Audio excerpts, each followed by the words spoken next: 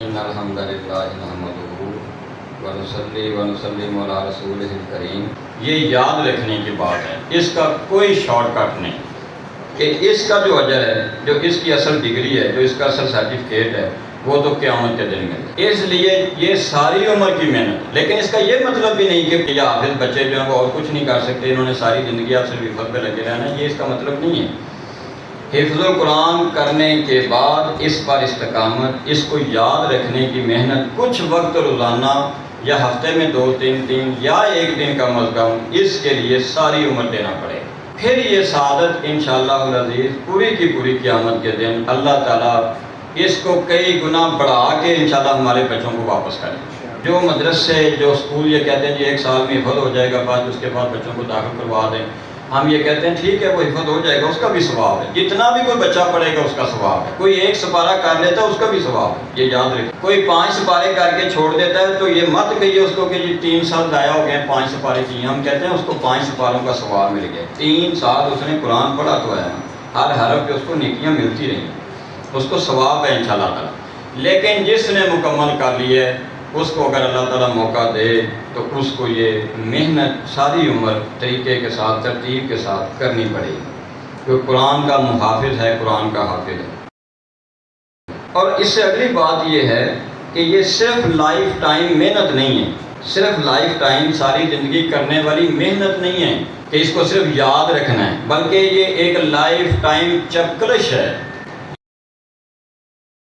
یہ ایک life time مارکا ہے جو اس حافظ بچے نے ساری عمر لڑنا ہے، اس مارکے کو سر کرنا ہے، اس مارکے میں ہم نے اس کو ڈال دیا ہے، اس لڑائی میں ہم نے اس میدان میں اس کو اتارا ہے، جس میں اس نے قرآن کو یاد بھی رکھنا ہے اور اپنے سب سے بڑے مخالف، انسان کا سب سے بڑا مخالف، انسان کا سب سے بڑا دشمن، جس کے بارے میں اللہ تعالیٰ نے قرآن مجید میں حکمن کہا ہے، حکمن ارشاد فرمایا کہ اے بنی آدم یہ شیطان تمہارا دشمن ہے، اس کو دشمن ہی سمجھنا، اس سے غافل نہ ہونا۔ لائف ٹائم یہ جد و جہد ہے، یہ چپکلش ہے، یہ لڑائی ہے، اور سب سے بڑی لڑائی شیطان اور طاغوت کے ساتھ ان حافظ بچوں اور بچیوں کی تو ہے۔ وہ مسلمانوں کا دشمن، وہ اسلام کا دشمن، وہ آدم علیہ السلام پہلے دن سے اللہ تعالیٰ کی ذات نے قرآن مجید میں آپ دیکھیے نہ پڑھیے، اللہ تعالیٰ کی ذات نے انسان کی تخلیق کا تذکرہ کیا ہے، ساتھ ہی فوراً پہلے سے بارے میں ہی اگلی آیت میں فرمایا شیطان نے مخالفت کی، شیطان نے دشمنی کی، شیطان نے سجدہ نہیں کیا، لہذا اب قیامت تک یہ تمہارا دشمن ہے۔ جو آدم علیہ السلام کی تخلیق کا قائل ہے کہ اللہ نے پیدا فرمایا اور وہ شیطان کی دشمنی کا منکر ہے، وہ اس سے غافل ہے، وہ اللہ کی اس تخلیق کا بھی قائل نہیں ہے۔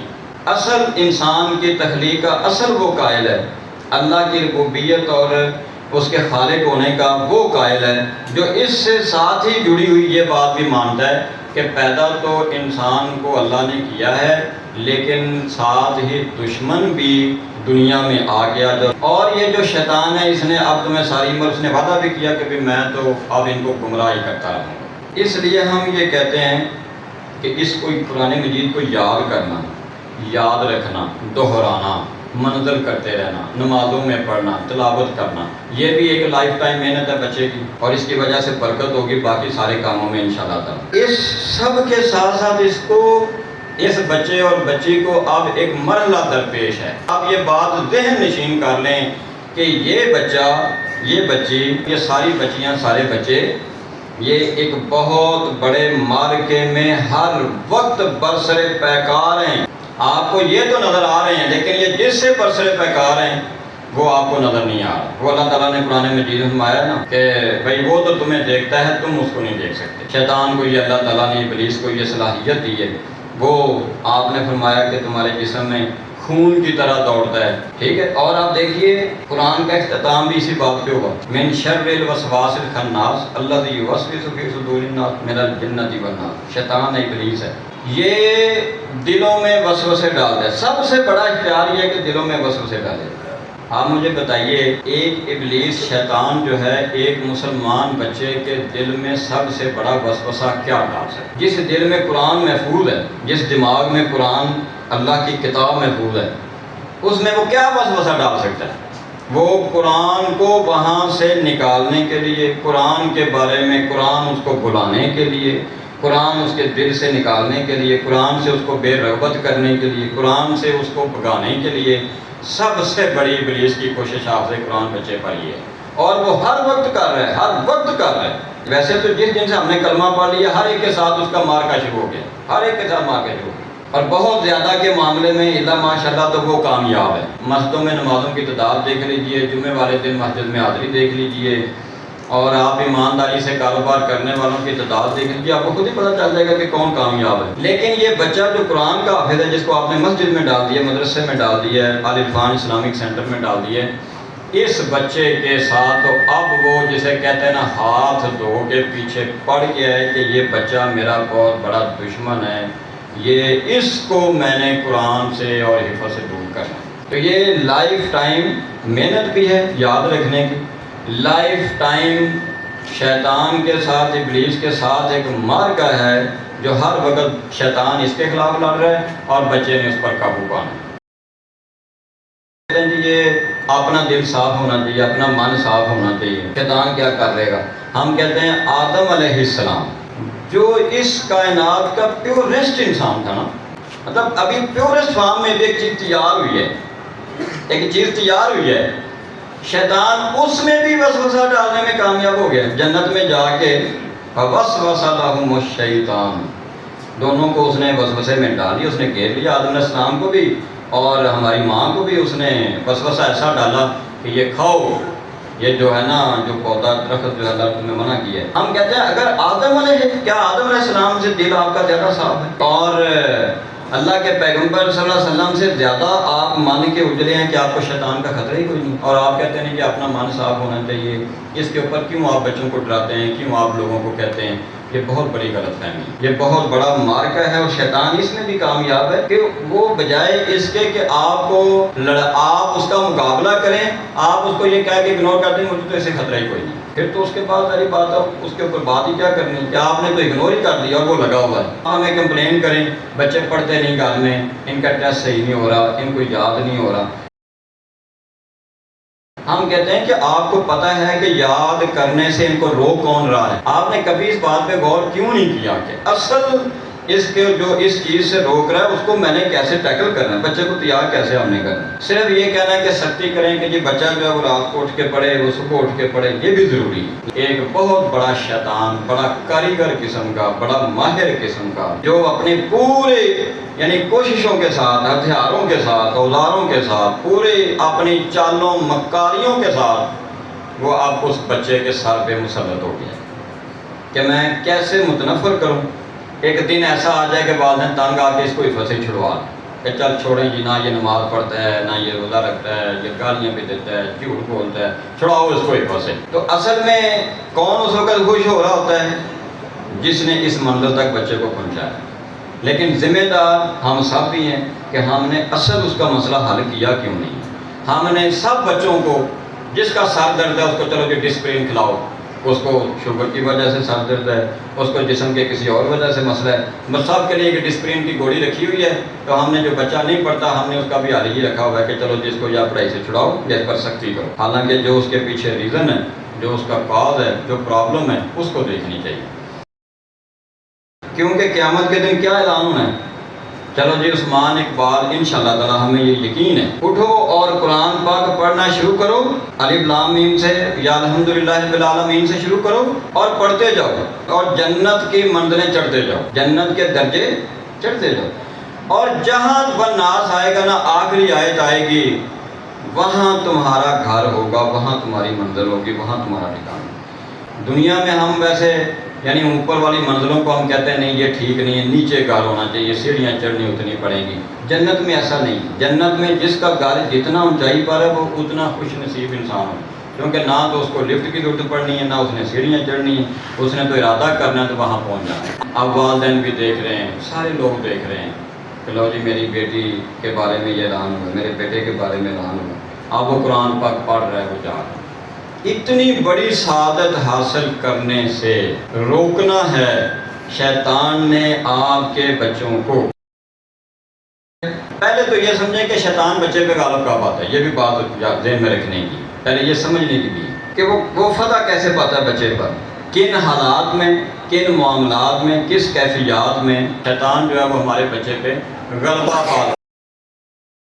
قرآن کا حافظ بچہ ہے، دیکھیں لوگ کہتے ہیں یہ تو قرآن پڑھ رہے پھر بھی شیطان اس کے اوپر غلبہ پا سکتا ہے۔ بھئی اسی پر ہی تو شیطان نے غلبہ پانے کی کوشش کرنی ہے۔ جو قرآن نہیں پڑھتے، نماز نہیں پڑھتے، جن کا یہ معاملہ نہیں ہے، ان سے شیطان، وہ تو پہلے ہی اس کے کام کر رہے ہیں، وہ تو پہلے ہی اس کے نمائندے ہیں نا انسانی روح میں، اس سے تو ان کو ٹینشن ہی کوئی نہیں۔ تو اللہ کے نبی صلی اللہ علیہ وسلم نے جو صحیح احادیث میں ارشاد فرمایا ہے، ایک حدیث میں آپ نے فرمایا کہ وہ انسانی جسم میں خون کی طرح دوڑتا ہے۔ قرآن کی آیت میں ہم نے پڑھا کہ بھی وسوسے دلوں میں ڈالتا ہے۔ قرآن کی ایک آیت میں اللہ تعالیٰ نے فرمایا کہ وہ انسانوں کو وہاں سے دیکھتا ہے جہاں تم اس کو نہیں دیکھ سکتے۔ تو اللہ تعالیٰ نے فرمایا کہ بھئی شیطان کا یہ بھی ایک بہت بڑا کام ہے کہ یہ میاں بیوی میں جدائی ڈالتا ہے۔ کیا میں کہتا ہوں ہم ٹیسٹ کرتے ہیں تاکہ جس کو نہیں یقین ان کو بھی یقین آ جائے کہ واقعی شیطان مجھ پہ غلبہ پاتا ہے کہ نہیں۔ ایک چھوٹا سا ٹیسٹ کرتے ہیں، چھوٹا سا ایک سوال میں آپ سے کرتا ہوں۔ آپ میں سے کتنے ایسے بہن بھائی ہیں جو یہاں پر تشریف فرمائیں جو یہ دعویٰ کریں کہ میں جب بھی جمعہ پڑھنے جاتا ہوں تو مجھے کبھی جمعہ سنتے ہوئے نیند نہیں ہے؟ کیوں جی کو دعویٰ کر سکتے ہیں؟ آپ سو کے جائیں، آپ آرام کر کے جائیں، آپ چائے پی کے جائیں، کچھ بھی آپ علاج کر کے جائیں، کبھی کوئی بھی یہ دعویٰ نہیں کر سکتا کہ بھئی میں تو بڑا فریش ہو کے گیا، مجھے سمجھ نہیں آتی کہ کیوں وہاں جا کے نیند آتی، اور اس کے بعد نہیں آتی، بات نہیں آتی۔ یہ شیطان جو ہے انسان پر ہر نیکی کا کام کرتے ہوئے، اور پھر آپ دوسرا ٹیسٹ کیجئے، کوئی آپ میں سے اگر یہ دعویٰ کرے کہ جی ہر رمضان میں نا میں تو پوری تراویح بڑے آرام سے کھڑا ہو کے پڑھ لیتا ہوں، مجھے کبھی تراویح کے دوران نیند نہیں ہے، کبھی نہیں ایسا ہو سکتا۔ اللہ ماشاءاللہ، اللہ تعالیٰ توفیق دے، پڑھتے سب ہوں گے، زیادہ تر لوگ پڑھتے ہوں گے، لیکن یہ چھوٹی سی مثالیں میں آپ کو بتا رہا ہوں۔ اچھا آپ یہ دیکھیے پڑھنے والوں کا یہ حال ہے کہ شیطان ان کو ایسے کر رہا ہے، تو وہ جو آگے کھڑا ہو کے پڑھا رہا ہے، جو پورا سپارہ سارا دن یاد کر کے آیا ہے، جس نے پورا سپارہ پڑھانا ہے اس بچے نے یا بچی نے، آپ ذرا تصور کریں کہ اس کے ساتھ شیطان کا معاملہ، اس کے اوپر اس نے کون سا وار نہیں آزمایا ہوگا، اس نے کس حوالے سے اس کو اس نے موٹیویٹ نہیں کیا ہوگا۔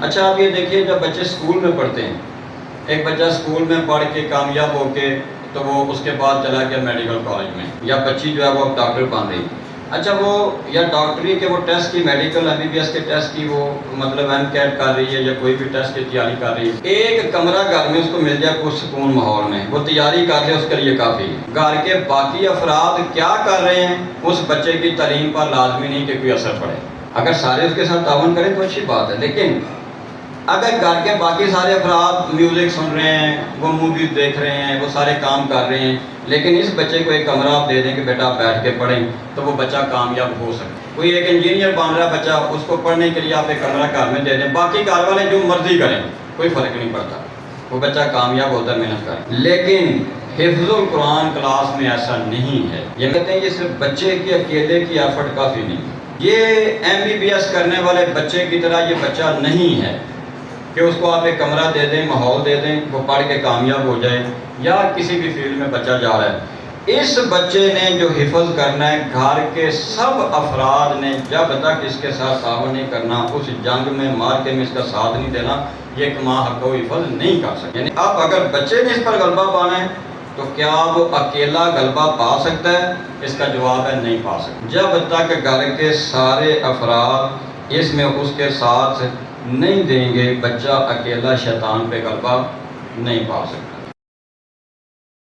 شیطان کن حالتوں میں زیادہ غلبہ پاتا ہے انسان پر؟ دی سب سے پہلی بات ہے ناپاک ہے جب کوئی انسان ناپاکی کی حالت میں، اور اگر میں انفرادی طور پر پوچھوں آپ یقین کریں بڑی تکلیف اور دکھ کی بات ہے، بہت سارے بچوں اور بچیوں کو ان کے باپوں نے، ان کی ماؤں نے پاک رہنا، پاک ہونا نہیں سکھایا۔ آپ کا کیا خیال ہے 5ویں 6ویں میں 7ویں میں اسکول کے سر سمجھائیں گے کہ بیٹا تم نے طہارت کیسے حاصل کرنی ہے؟ ٹھیک ہے ہم ان کو بتا سکتے ہیں، لیکن یہ کام تو گھر میں باپ کا ہے اور بچیوں کے لیے یہ کام ماں کا ہے۔ ایک بچہ جس کو طہارت یعنی واش روم میں جا کے، جو ایک مسلمان اور غیر مسلم میں بنیادی فرق ہے کہ ہم پانی استعمال کرتے ہیں، اور اللہ کے نبی صلی اللہ علیہ وسلم نے باقاعدہ طریقہ بیان فرمایا ہے پاک ہونے کا، طہارت حاصل کرنے کا۔ اب اگر ماں نے اپنے بچے کو سکھایا ہی نہیں ہے اور اس کو قرآن میں بھی حفظ کرنے پہ ڈال دی ہے، وہ وہاں سب کے سامنے وضو کر کے نماز بھی پڑھتی ہے، بچہ بھی پڑھتا ہے، لیکن در حقیقت وہ ناپاک ہے، کیونکہ اس کو واش روم میں جا کے فارغ ہونے کا، یعنی مکمل طور پہ غلاظت سے، نجاست سے فارغ ہونے کا طریقہ اس کو صحیح بتایا نہیں، پانی کے استعمال کا کس حال سے کیا کرنا ہے۔ اب وہ بچہ ہر وقت پریکٹیکلی ایکچولی تو وہ ناپاک ہے، آپ اس کو وہ کیسے اس لڑائی میں وہ کیسے شیطان سے پائی سکتے ہیں؟ کہ بچوں کو ہم طہارت اور پاکی جو ہے، پاکیزگی جو ہے، یہ بچوں کو سکھائی جائے، چیک کی جائے۔ اور آپ دیکھیں کتنا بڑا اعتراض کیا تھا، یہ کوئی چھوٹی بات نہیں ہے۔ نبی صلی اللہ علیہ وسلم نے اپنے صحابہ کرام کو ارشاد فرمایا، ان کو بتایا کہ بھئی بایاں ہاتھ استعمال کرنا ہے اور یہ دعا پڑھنی ہے جب آپ جانے لگیں، باتیں آپ بتائیں۔ تو بعد میں ایک یہودی نے اعتراض کیا، یہ کیسا تمہارا نبی ہے، اتنی چھوٹی چھوٹی باتیں بتاتا ہے تمہیں؟ تو صحابی نے کیا جواب دیا؟ اس نے کہا کہ یہ تو میرے نبی کی عظمت ہے کہ وہ ہمیں کسی معاملے میں بھی، وہ واش روم میں بھی ہمیں تنہا نہیں چھوڑتا، وہ بیت الخلاء میں بھی تنہا نہیں چھوڑتا، وہ ہمیں ہر معاملے میں گائیڈ کرتا ہے۔ یہ تو میرے پیغمبر کی عظمت ہے، تم اس پہ اعتراض کر رہے ہو۔ اور یہاں ماں باپ کو اس کے بارے میں علم نہیں۔ اس لیے ہم کہتے ہیں اسکول میں جانے والے بچے ہوں اور حفظ والے بچے ہوں تو ان کو تو خاص طور پہ جو پاک رہنا ہے، یہ پہلی شرط ہے۔ یہ بچوں کو اگر آپ اب تک، اور آپ یہ سمجھتے ہیں بچوں کو آئی جاتی ہیں چیزیں، کہاں سے آتی ہیں جی؟ کیا کوئی ویڈیو دیکھتا ہے بچہ ایسا؟ سوال ہی نہیں پیدا ہوتا، وہ کہاں سے ایسی ویڈیو دیکھے گا بھائی؟ اور کوئی عالم دین نے، کسی عالم دین نے، میں نے بڑی کوشش بھی کی، کسی عالم دین نے ایسی کوئی ویڈیو بھی نہیں بنائی ہوئی، ظاہر ہے وہ کیسے بنا سکتے ہیں؟ اور بچیوں کے بارے میں بھی کوئی ایسی ویڈیو نہیں ہے۔ یہ کام کرنا ہی گھر میں ماں باپ۔ اور دوسرا کام، بے نماز جو بچہ ہے، جو نماز نہیں پڑھتا، آپ یہ یقین کر لیجیے وہ بچہ کبھی بھی شیطان سے محفوظ نہیں۔ اس لیے اللہ کے نبی صلی اللہ علیہ وسلم نے ارشاد فرمایا نا، 7 سال کا ہو جائے تو اسے نماز کا کہنا شروع کر دو، 10 سال کا ہو کے بھی نہ پڑھے تو سختی کرو اس پر۔ آپ مجھے بتائیں، بچہ اسکول میں نہ آئے تو ماں باپ سختی کرتے ہیں، روٹی نہ کھائے تو ماں باپ خود بھی کھانا چھوڑ دیتے ہیں، بیمار ہو جاتے ہیں، پریشان ہو جاتے ہیں۔ بچہ نماز نہیں پڑھتا، کبھی نہیں کوئی ناراض ہوا اپنے بچے سے کہ میں نے تم سے بات نہیں کرنی، تم تو اس وقت اللہ اور اس کے رسول کی نظر میں اتنے برے ہو، تم نے نماز نہیں پڑھی۔ پورا کا پورا گھر بے نماز ہے، نہ ماں پڑھ رہی ہے نہ باپ پڑھ رہے، اللہ ماشاءاللہ، بچہ کہاں سے پڑھے گا؟ تو اس لیے آپ دیکھیے نبی صلی اللہ علیہ وسلم نے فرمایا جب اذان ہوتی ہے نا، اذان، اللہ اکبر اللہ اکبر، جب یہ تکبیرات کہی جاتی ہیں، شیطان کیا کرتا ہے؟ ہوا خارج کرتا ہوا اذان کی آواز سنتے ہوئے اور بڑبڑاتا ہوا اس جگہ سے دور بھاگ جاتا ہے جہاں تک اذان کی آواز آتی ہے۔ اس کا مطلب ہے کہ جہاں اذان نہیں ہوتی یا جہاں نماز نہیں پڑھی جاتی اس کو وہ کتنا اچھا لگتا ہوگا، مولا مجھے بتائیے، تصور کریں ذرا آپ۔ یہ قرآن کے حفظ کا حصہ ہیں یہ ساری چیزیں۔ صرف بچوں کو سختی کرنے سے، بچوں کو اسکول بھیجنے سے، صرف بچوں کی یونیفارم پہنانے سے، فیسیں دینے سے صرف بچوں نے حفظ نہیں کرنا۔ بچے کے خیالات بھی پاکیزہ رکھنے، بچے کا لباس بھی پاکیزہ رکھنا۔ بچہ جو ہے وہ لیکن موبائل کے ہوتے ہوئے کیسے ممکن ہے؟ یہ ہاتھ آپ پہ میں چھوڑتا ہوں کہ موبائل کے ہوتے ہوئے اپنے بچے کو پاک کیسے رکھیں۔ یہ موبائل کے ہوتے ہوئے یہ میرا بچہ جو حفظ کر رہا ہے، یہ کیسے موبائل کے ہوتے ہوئے ذہنی طور پر اس کے خیالات، یہ روحانی طور پر، یہ نفسیاتی طور پر پاکیزہ رہ سکتا ہے؟ اگر یہ اس کے ہوتے ہوئے نہیں رہ سکتا تو کیا میں اس کے بغیر زندہ رہ سکتا ہوں؟ یہ سوچنے کا مقام۔ اور یا پھر اگر میں اس کے بغیر نہیں رہ سکتا، میرا کاروبار ایسا ہے، تو کیا میں اس کو بچوں کے حفظ کے لیے اور اس کی پاکیزگی کے لیے میں اس پر کچھ پابندیاں لگا سکتا ہوں، کوئی ٹائم ٹیبل بنا سکتا ہوں یا بنا سکتی ہوں؟ یہ ماں باپ کے میں چھوڑتا ہوں۔ اگر آپ نے اس پر بھی توجہ نہ دی اور آپ نے بچے کو طہارت پاکیزگی بھی سکھا دی جسمانی طور پہ، باقی سارے کام کر دیے، لیکن پھر ہمیں فون کر کے بھی مطلب کیا دیتے ہیں، یہ موبائل نہیں چھوڑتی، موبائل نہیں چھوڑتا، آپ سمجھائیں۔ ہم کیا سمجھائیں بھائی؟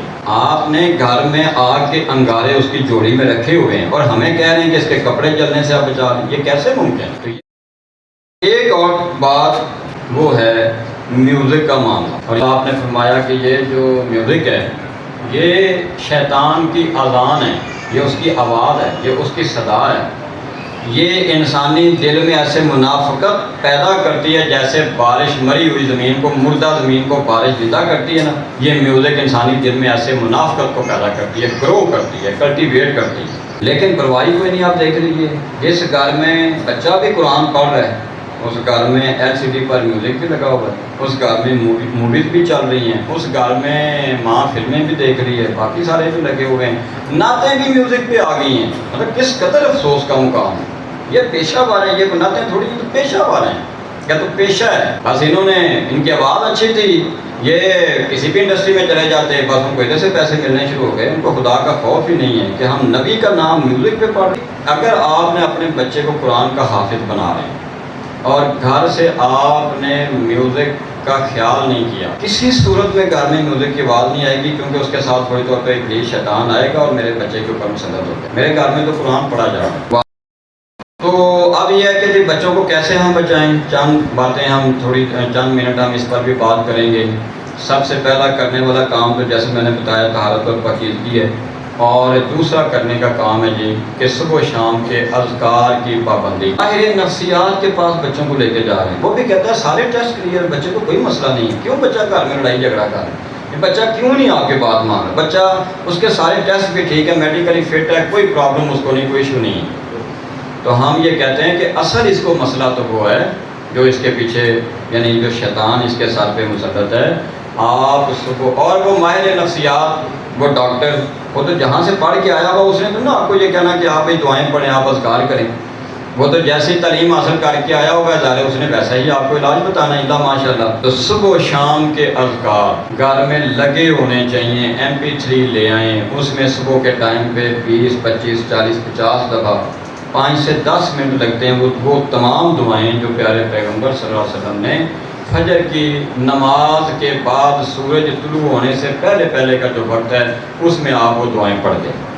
اب وہ دعائیں ایک دفعہ خود پڑھیں، بچوں کو پڑھائیں، نماز کے بعد پابندی کروائیں، شام کے اذکار آپ بچوں کو کروائیں۔ اب وہ بچہ جس کے گھر میں ہر وقت میوزک چلتا ہے، گانے چلتے ہیں، ساری چیزیں چلتی ہیں، گھر والوں کو قرآن بھی صحیح نہیں پڑھنا آتا، تو مجھے بتائیں اس بچے کی زبان پر قرآن کیسے رواں ہوگا، کیسے جاری ہوگا؟ سب گھر والوں کو ہم یہ کہتے ہیں اللہ نے آپ کو موقع دے دیا ہے، اس بچے کو آپ نے حفظ میں ڈالا ہے نا، اب آپ اس سے سیکھ لیں، آپ اس سے پریکٹس کر لیں، آپ بھی قرآن اچھے طریقے سے پڑھنا شروع کریں، چلیں یاد نہ کریں، ناظرہ سیکھ لیں۔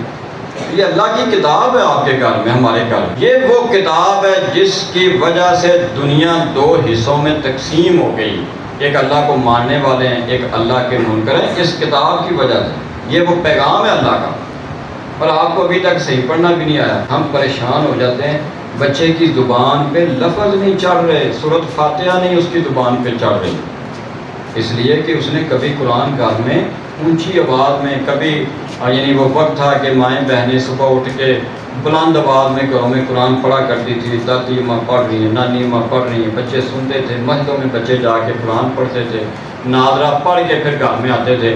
اب ہم نے چونکہ ترقی کر لی ہے، اب انہیں دادیوں نانیوں کے ہاتھوں میں بھی موبائل آ گئے، اور مسجدوں میں پڑھنے کا رواج ختم ہو گیا، بچے نماز اول تو پڑھنے نہیں جاتے، پڑھنے جاتے ہیں جلدی واپس آ جاتے ہیں۔ گھروں میں تصویریں لگائی ہوئی ہیں، تصویریں لگائی ہوئی ہیں، یہ فلاں کی تصویر ہے، یہ فلاں کی تصویر ہے، یہ فلاں کی تصویر ہے۔ ہم کہتے ہیں کہ ٹھیک ہے یہ بڑے ہیں، قابل احترام ہیں، چلیں آپ البم بنا کے رکھ لیں، کچھ علماء اس کی اجازت دیتے ہیں، آپ ان سے کنفرم کر لیں، آپ ان کو سمیٹ کے رکھ لیں۔ اب گھر میں ایک تصویر بڑی لگی ہوئی ہے، بتائیے اس گھر میں نبی صلی اللہ علیہ وسلم کی صحیح حدیث ہے کہ جس گھر میں تصویر اور کتا ہے اس گھر میں رحمت کے فرشتے نہیں آتے۔ اب قرآن کا حافظ بچہ قرآن، اس کا قرآن پڑھنے کو دل نہیں کر رہا، کیونکہ وہاں پہ رحمت کے فرشتے آنے پر تو آپ نے پابندی لگا دی ہوئی ہے۔ لوگوں نے کتے گھروں میں رکھے ہوئے، شوق سے کتے رکھے ہوئے ہیں، یہ شوق ہے ہمارا۔ اور نبی صلی اللہ علیہ وسلم ایک دن تشریف لائیں تو دروازے پر ہی آپ رکے، اندر نہیں آ رہے، اور ہماری ماں نے کہا کہ اللہ کے پیغمبر آپ اندر نہیں تشریف لا رہے، کوئی مسئلہ ہے، کوئی غلطی ہو گئی ہم سے؟ تو آپ نے فرمایا کہ جبرائیل علیہ السلام ابھی آئے ہیں میرے پاس، تو انہوں نے کہا کہ آپ اپنے گھر میں داخل نہ ہو، گھر میں آپ کے گھر میں کتا ہے۔ تو انہوں نے دیکھا کہ کہیں سے کوئی کتے کا چھوٹا بچہ پلا جو ہے وہ آ کے تو کسی چارپائی کے نیچے گھسا ہوا ہے، اس کو نکالا گیا، پیارے پیغمبر گھر میں تشریف فرماؤ۔ اور ہمارے ہاں یہ فیشن ہے، جو تھوڑا سا پڑھ لے کے جاتا ہے وہ اس کی پرسنالٹی کا ایک حصہ بنتا جا رہا ہے۔ یہ ہمارے ہیروز ہیں جی، یہ ہماری موویز ہیں، ہر ایک نے اپنے ساتھ ایک کتا رکھا ہوا ہے، عورتوں نے بھی رکھنے شروع کر دی ہیں، مردوں نے بھی رکھے ہوئے کر دی۔ حفظ کرنے والے بچوں کی کایا کیوں نہیں پلٹ رہی؟ کایا کا لفظی مطلب اردو میں ہے یعنی جسم یا حالت، تو کایا پلٹنے کا مطلب ہے کہ کسی چیز کو آپ بالکل پلٹ دیں، اس کو الٹ دیں، دوسری چیز اس کے سامنے لے آئیں، دائیں کو بائیں کر دیں، بائیں کو دائیں کر دیں، بالکل اس کو یعنی آپ الٹ دیں۔ تو بچوں کی کایا کیوں نہیں پلٹ رہی؟ ہم یہ کہتے ہیں کہ کیا آپ نے بچوں کو کایا پلٹنے کی نیت سے حفظ میں ڈالا بھی ہے؟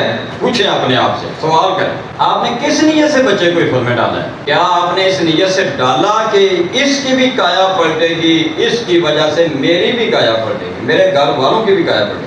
یہ تو تصور ہی کوئی نہیں ہے۔ بچے کو حفظ میں ڈال دیا، گھر کی ساری وہی روٹین ہے، وہی سارے فنکشن میں شرکت ہو رہی ہے، وہی سارا کچھ ہو رہا ہے، وہی کاروبار میں بھی وہ ساری 2 نمبریاں بھی چل رہی ہیں، وہ جھوٹ ملاوٹ بھی چل رہی ہے، اور پھر کہتے ہیں بچے کی کایا کیوں نہیں پلٹ رہی، بچہ کیوں نہیں بدل رہا، بچے میں تبدیلی کیوں نہیں آ؟ بچے میں تبدیلی کہاں سے آئے؟ اچھا ہم نے تو ڈالا اس لیے کہ چلو جی یہ کل کو پڑھے گا نا 20 نمبر آ جائیں گے، اس کا ذہن تیز ہو جائے گا، اسکول میں جلدی پڑھنا شروع ہو جائے گا اور اس کو 20 نمبر مل جائیں گے، اس کو اچھی نوکری مل جائے گی۔ یہ تو انتہائی یعنی ہم کہتے ہیں چھوٹا مقصد ہے جس کے لیے آپ نے ڈالا۔ الحمدللہ ہمارے اس سال بھی یہ جن بچوں نے ٹاپ کیا میٹرک میں 97% مارکس حاصل کیے الحمدللہ، وہ بچہ بھی حافظ قرآن ہے۔ اسی طرح سے فقیہ عبدالسلام گرلز میں فرسٹ اور ٹاپ کرنے والے بچے 96% مارکس ہیں غالباً اس کے، وہ بچے بھی حافظ قرآن ہیں۔ حافظ قرآن بچوں کے لیے یہ کوئی مسئلہ نہیں ہے، اگر وہ انشاءاللہ تعالیٰ لائن میں آ جائے، گھر کا ماحول اچھا ہو جائے، ٹھیک ہے، یہ بھی کامیابیاں بچے حاصل کریں گے۔ لیکن اصل مقصد تو یہ تھا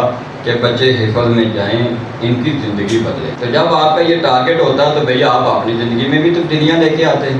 وہ جو اللہ تعالیٰ نے قرآن مجید میں فرمایا مارا جل بحرین یلتقیان بینہما برزخ لا یبغیان، کہ 2 دریا ہیں وہ آپس میں کبھی ملتے نہیں ہیں، تو سائنسدانوں نے بھی بڑی کوشش کر لی، کشتیوں میں اوپر ادھر والا پانی ادھر پھینکا، ادھر والا ادھر دیکھا، لیکن اللہ کا فرمان سچ ہے کہ اس کا پانی نیلا ہے، اس کا پانی مٹی جیسا، وہ کبھی ملتے نہیں آپس میں۔ اب وہ بچہ جو حفظ کر کے آ رہا ہے اس کی دنیا اور ہے، وہ گھر میں آ کے دیکھتا ہے تو وہ پانی کا رنگ اور ہے، اب وہ دونوں مکس ہو ہی نہیں رہے۔ مجھے بتائیں اس کی کایا کیسے پلٹے گی؟ ٹھیک ہے نا، وہ بالکل اسی کی طرح مثال ہو گئی۔ مسجد میں، مدرسے میں، سکول میں قاری صاحب، معلمات قرآن پڑھ کے احادیث سن کے وہ اور دنیا دیکھتا ہے کہ یہ اصل دنیا ہے، یہ اللہ کا فرمان ہے۔ وہ گھر میں آ کے دیکھتا ہے تو وہ کہتا ہے نہیں دنیا تو یہ ہے، ماں باپ تو یوں کر رہے ہیں، بہن بھائی تو یوں کر رہے ہیں، گھر میں تو ایسے ہونا چاہیے۔ ہر فنکشن میں جانا ہے بچی نے، ہر فنکشن میں ماں نے جانا ہے، وہ ماں کی ڈریسنگ کو بھی جا کے دیکھتا ہے، وہاں پہ لوگوں کو بھی دیکھتا ہے، وہ بچی بھی جا کے دیکھتی ہے۔ یہاں پہ تو پردہ کروایا جا رہا ہے مجھے، اور وہاں مجھے تیار کر کے لے جایا جا رہا ہے کہ زمانے کا تقاضا یہی ہے، یہاں پہ تو ایسے کام۔ وہ کایا پلٹنے کے لیے تو ہم نے داخل ہی نہیں اسے کروایا، اس کی وہاں تھوڑی سی کایا پلٹتی ہے، جب وہ گھر میں واپس آتا ہے یا بچی آتی ہے ہم اس کو پھر سیدھا کر دیتے ہیں کہ نہیں تم نے یہاں پہ ایسے رہنا۔ اب مجھے بتائیں اس کو کیا سمجھ لگے کہ میری کایا کون سی الٹی ہے کون سی سیدھی؟ سب سے پہلے اپنی نیتوں کو درست کریں۔ جس نیت کے ساتھ ہم نے بچے کو حفظ میں داخل کروایا نا، اس نیت کی تجدید کر لیں، کس نیت؟ اور اگر آپ نے صرف اس لیے داخل کروایا کہ ٹھیک ہے جی بچہ حفظ کی ڈگری لگ جائے گی، سرٹیفکیٹ لگ جائے گا، چلو تو ٹھیک ہے بھائی، وہ آپ کی مرضی ہے، لیکن ہم کہتے ہیں بہت بڑا موقع ہے، قیامت کے دن، یہ زندگی چند دن کی ہے، جب قیامت کے دن یہ اعلان ہوگا نا بچے کا نام لے کے، ساری محنتیں، ساری کلفتیں، ساری تھکاوٹیں دور ہو جائیں۔ قرآن صرف یاد کرنے کے لیے، رٹا لگانے کے لیے اور کھینچ کے بڑی خوشحالی سے پڑھنے کے لیے اور مقابلہ تجوید میں فرسٹ پوزیشن لینے کے لیے نازل نہیں ہوا۔ فضیلت بیان فرمائی ہے کہ جو یاد کرے گا اس کو، لیکن یہ نازل نہیں ہوا۔ بنیادی مقصد اس کا یہ نہیں، بنیادی مقصد یہ نہیں ہے کہ آپ کا بچہ لازمی اس کو بڑی اچھی آواز میں پڑھ سکے۔ بنیادی مقصد قرآن مجید کا کیا ہے جی؟ وہ ہے اس کو سمجھ کر پڑھنا، اس کے مطابق زندگی گزارنا، اس کو اپنے اوپر طاری۔ اور جیسے وہ اقبال نے کہا تھا نا کہ نظر آتا ہے قاری، حقیقت میں ہے قرآن۔ یعنی یہ جو بچہ ہے یہ چلتا پھرتا قرآن کا نمونہ ہو، یہ بچی جو ہے یہ چلتی پھرتی قرآن کا نمونہ ہو، مقصد ہوتا ہے۔ اور یہ کیسے حاصل ہوگا؟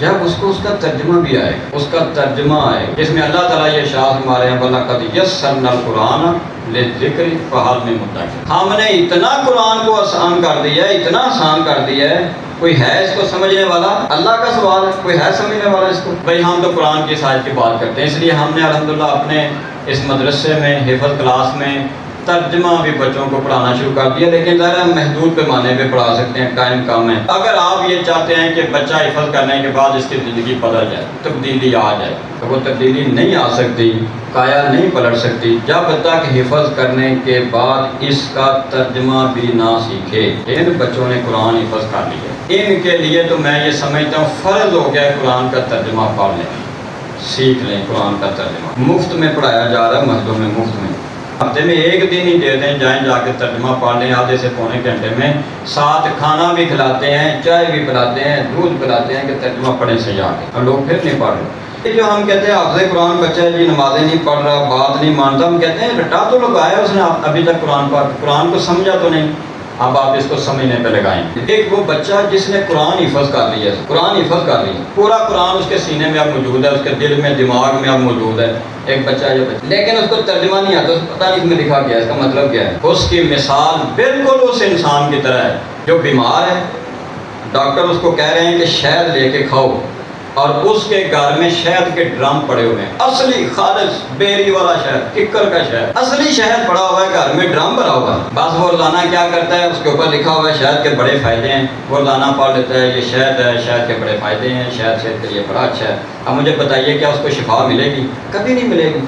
اس کو کھول، اس کو کھا، اس کو تیرے معدے میں جائے گا، جسم کا حصہ بنے گا تو شفا ملے گی۔ اس لیے ایک حافظ قرآن بچہ جس کو قرآن کا ترجمہ نہیں آتا، قرآن کا مطلب نہیں آتا، ہم کہتے ہیں وہ بالکل اس انسان کی طرح جو بیمار ہے، شہد کا ڈرم پڑا ہوا لیکن شہد کھاتا نہیں، اس کے فائدے گنتا رہتا ہے اور اس کے فوائد گن کے لوگوں کو بتا رہا ہے، اس کی کہانیاں سنا رہا ہے۔ قرآن کو پڑھنے سے بھی ثواب ہے، لیکن یاد رکھیے قرآن کو سمجھنے سے ہی کایا پلٹے گی۔ وہ غریب آدمی جو غربت کا شکار ہے، جو فاقہ کش ہے، فاقے کاٹ رہا ہے، کھانے کے لیے کچھ نہیں ہے، اور گھر میں سونے کا ڈبہ بھرا ہوا ہے، سونے کے زیورات پڑے ہوئے ہیں، سونا جو ہے وہ گھر میں ڈھیر لگا ہوا اس کے پاس، بس وہ سونے پہ روزانہ جا کے ہاتھ پھیرتا ہے، چومتا ہے، چاٹتا ہے، لیکن اس کو بیچ کے اس کو استعمال میں لاتا نہیں ہے، اس کی غربت کیسے دور ہو سکتی ہے؟ جو انسان قرآن کو یاد تو کر رہا ہے لیکن اس نے کبھی سمجھا نہیں ہے، اس کو آپ یقین جانیے اس کی بھی غربت، اس کے عمل کی غربت، اللہ کی محبت کی غربت، اللہ کے رسول کی اطاعت کی غربت اس کی کبھی دور نہیں ہو سکتی۔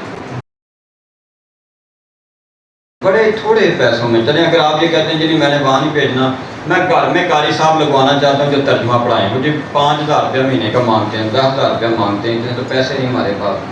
ہم کہتے ہیں پیسے آپ کے پاس ہیں، ہمیں پتہ ہے سال میں آپ نے رشتہ داروں کے کتنے فنکشن، شادیوں کے، ولیموں کے، نکاح کے، منگنیوں کے، بلکہ تیل مہندی کے فنکشن بھی آپ نے نہیں چھوڑے، آپ نے ان پر بھی نئے سوٹ سلوائے ہیں، جبکہ یہ کوئی ضروری نہیں تھا۔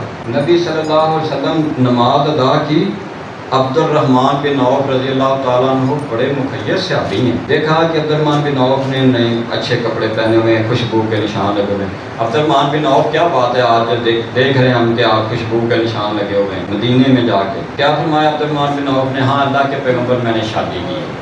اچھا، آپ بھی خوش ہو گئے، آپ نے دعا دی اور آپ نے فرمایا ولیمہ ضرور کرنا، بس یہ نہیں فرمایا مجھے نہیں بلایا تم نے، عبد الرحمن نے مجھے نہیں بلایا، میرے ہوتے ہوئے تم نے نکاح کر لیے۔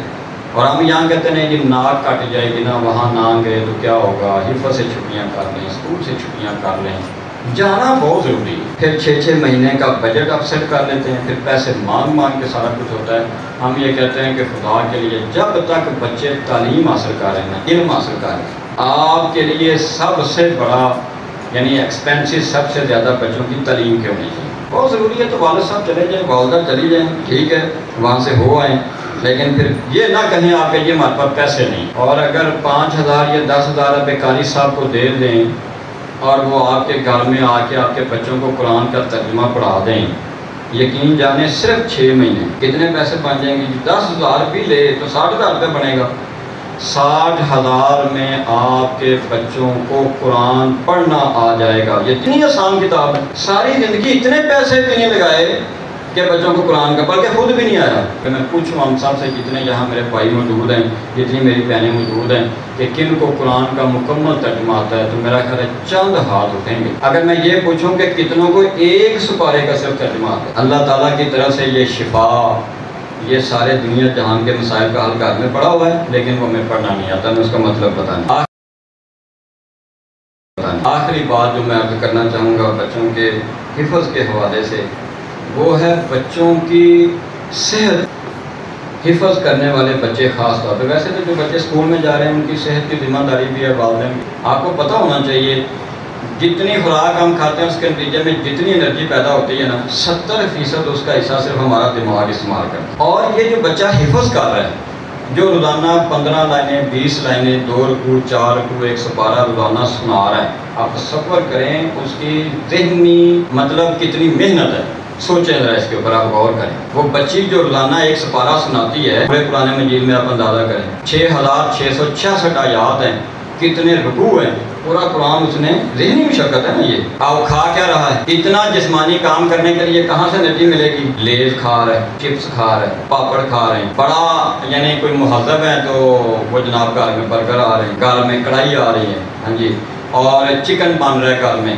وہ خوراک جس کو ڈاکٹر خود نہیں کھاتا، اپنے بچوں کو نہیں کھانے دیتا، لیکن آپ کو نہیں بتاتا، آپ کو تو اس نے دوائیاں دے دی ہیں نا، اللہ ماشاء اللہ۔ آپ مجھے بتائیے یہ لیز کھانے سے، کولڈ ڈرنکس پینے سے، بازاری کڑھائی ٹکوں سے اور پاپڑ کھانے سے، ہاں جی، اور یہ شوارما، کیا شوارمے میں کیا ڈالتے ہیں آپ مجھے بتائیے؟ زیتون کا تیل ڈالتے ہیں، کوئی شہد ڈالتا ہے اس میں کوئی چھوٹا گوشت ڈالتا ہے، ہاں جی، چکن کا گوشت، اور اس نے وہ لٹکایا ہوا اوپر، وہ ایک انہوں نے بنائی ہوئی ہے نا، وہ جو رولر ہے گھومنے والا، اور پتہ نہیں وہ کب سے اس کے اوپر انہوں نے لٹکایا ہوا ہے، وہ سارے زمانے کی گرد مٹی کے اوپر پڑ رہی۔ اچھا وہ کھانے والا مجھے بتائیں، وہ کھا کے بچہ حفظ کرنے کے لیے اس کو کہاں سے انرجی ملے گی؟ وہ لیز جس کے بارے میں کہا جا رہا ہے کہ جی اس میں سور کی چربی اور پتہ نہیں کیا کچھ اس کا ٹیسٹ بڑھانے کے لیے مردار جانوروں کی چربی اور تیل ڈال رہے ہیں، آپ مجھے بتائیے وہ کھا کے یہ بچہ حفظ کرنے کے لیے اپنی یادداشت کو بہتر بنائے گا؟ اس بچے کی یادداشت بہتر ہوگی، اور بعد میں اس بچے سے توقع کی جائے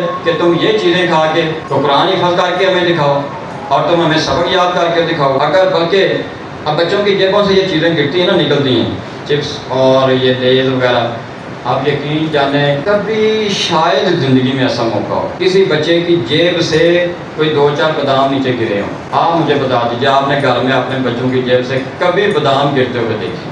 آپ نے کبھی ڈالے ہی کھلائی کبھی نہیں، اسے عادت ہی نہیں ڈالی۔ دماغ کے لیے جب جیسے میں نے بتایا نا کہ ہم نے ان چیزوں پہ پیسے خرچ کرنے شروع کر دیے ہیں جو بالکل لا یعنی ہیں، جن کا فائدہ کوئی نہیں ہے، اور جو ضروری تھے، جن کے لیے بچت کرنے کی ضرورت تھی، کمیٹی ڈالنے کی ضرورت تھی کہ پیسے جمع کر کے میرا بچہ حفظ کر رہا ہے، میرے بچے اسکول کالج میں پڑھ رہے ہیں، میں نے ان کے لیے بادام لے کر آنے ہیں، میں نے ان کے لیے اچھی چیزیں لے کر آنی ہیں، میں نے ان کو پھل کھلانا ہے، میں نے ان کو خالص سبزیاں جو ہیں وہ اچھی یعنی تازہ سبزیاں لا کے کھلانی ہیں، وہ ہماری کسی پرائرٹی میں کسی لسٹ میں نہیں۔ برانڈ کے کپڑوں کے لیے، برانڈس کے لیے کیا کچھ نہیں ہو رہا دنیا میں۔ سب سے بڑی سائنس جس کو آپ کہہ لیجیے نا، ایک سائنس ہے، ایک سائنٹیفک پروسیس ہے، وہ یہ حفظ کا پروسیس۔ اپنی آنکھوں سے دیکھیے اتنا بڑا حفظ یعنی سائنٹیفک پروسیس ہے، غیر مسلم حیران ہے، پریشان ہے، وہ 30 پارے ان کے بچے حفظ کر لیتے ہیں۔ پاسبل نہیں ہے بھائی، ان کی تو نہ انجیل محفوظ ہے، نہ تورات محفوظ ہے، نہ زبور محفوظ ہے، نہ ہندوؤں کی نہ سکھوں کی کوئی کتاب محفوظ ہے۔